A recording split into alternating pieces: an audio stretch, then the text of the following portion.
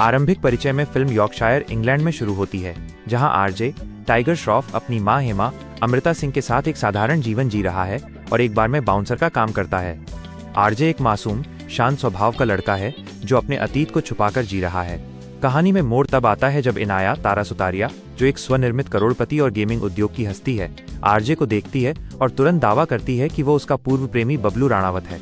RJ उसे पहचानने से इनकार करता है, लेकिन इनाया का शक सच निकलता है। फ्लैशबैक और बबलू का अतीत कहानी फ्लैशबैक में चली जाती है, जहां खुलासा होता है कि आरजे असल में बबलू राणावत है, जो हैकिंग की दुनिया का एक प्रतिभाशाली और बदनाम मास्टरमाइंड था। बबलू को सीबीआई अधिकारी आजाद खान जाकिर हुसैन ने एक गुप्त मिशन के लिए भर्ती किया था। मिशन था लैला, नवाजुद्दीन सिद्दीकी को रोकना।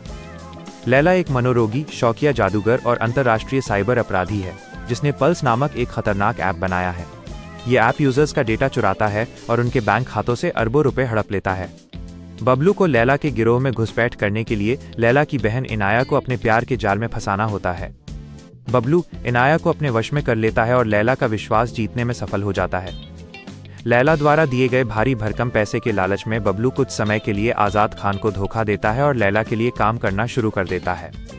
अंतरात्मा का बदलाव, टर्निंग पॉइंट। एक दिन बबलू की मुलाकात एक एम्बुलेंस ड्राइवर की पत्नी हेमा से होती है, जो बाद में उसकी दत्तक मां बनती है। बबलू को पता चलता है कि लैला के ऐप के कारण ही हेमा के पति ने आत्महत्या कर ली थी, क्योंकि उनका सारा पैसा चोरी हो गया था। इस घटना से बबलू को अपनी गलती का एहसास होता है। वो अपराध बोध से भरकर आजाद खान से दोबारा मिलता है और लैला के पूरे ऑपरेशन को नाकाम करने का फैसला करता है। बबलू और आजाद मिलकर एक योजना बनाते हैं। बबलू लैला के ऐप के लेन देन को नष्ट करने में सफल हो जाता है और फिर अपनी पहचान बदलकर हेमा को अपनी मां बनाकर एक नई जिंदगी शुरू करने के लिए यॉर्कशायर भाग जाता है, जहां वो आरजे के रूप में रहता है। वर्तमान संघर्ष, क्लाइमैक्स सेटअप। वर्तमान में लैला को पता चलता है कि बबलू आरजे के वेश में यॉर्कशायर में छिपा हुआ है।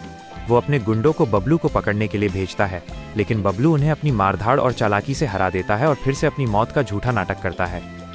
इसके बाद बबलू इनाया को लैला के असली इरादों और उसके अपराधों के बारे में बताता है। इनाया अपने भाई की सच्चाई जानकर हैरान रह जाती है और बबलू के साथ मिलकर लैला को रोकने का फैसला करती है। अंतर्राष्ट्रीय मिशन और क्लाइमैक्स। लैला ने मिस्र, रूस और चीन जैसे देशों में अपना अपराध सिंडिकेट फैला रखा है। बबलू इनाया के साथ इन सभी जगहों पर जाता है, लैला के सिंडिकेट के सदस्यों को मारता है और उसके ठिकानों को नष्ट करता है। लैला एक खतरनाक चाल चलता है। जब बबलू और इनाया हेमा को लेने के लिए हीथ्रो हवाई अड्डे पर पहुंचते हैं, जो केदार घाट से भारत से लौटी हैं, तो लैला के गुर्गे हेमा का अपहरण कर लेते हैं। लैला बबलू को चुनौती देता है कि अगर वो अपने मिशन को रोकना चाहता है तो उसे लैला द्वारा फेंकी गई कई मुश्किल चुनौतियों से पार पाना होगा। बबलू एक एक करके सभी चुनौतियों का सामना करता है। इस दौरान जबरदस्त हाई ऑक्टेन एक्शन सीक्वेंस होते हैं, जहां बबलू अपनी हेरोपंती दिखाते हुए दुश्मनों को धूल चटाता है। अंत में बबलू अपनी हैकिंग प्रतिभा और शारीरिक बल का उपयोग करके लैला को हरा देता है, सभी बैंकों से हो रही पैसे की निकासी को रोक देता है और अपनी मां हेमा को सुरक्षित बचा लेता है। हार से अपमानित होकर लैला अंत में आत्महत्या कर लेता है। निष्कर्ष, बबलू इनाया और हेमा के साथ खुशी खुशी रहने लगता है और दुनिया को बचाने का उसका मिशन जारी रहता है।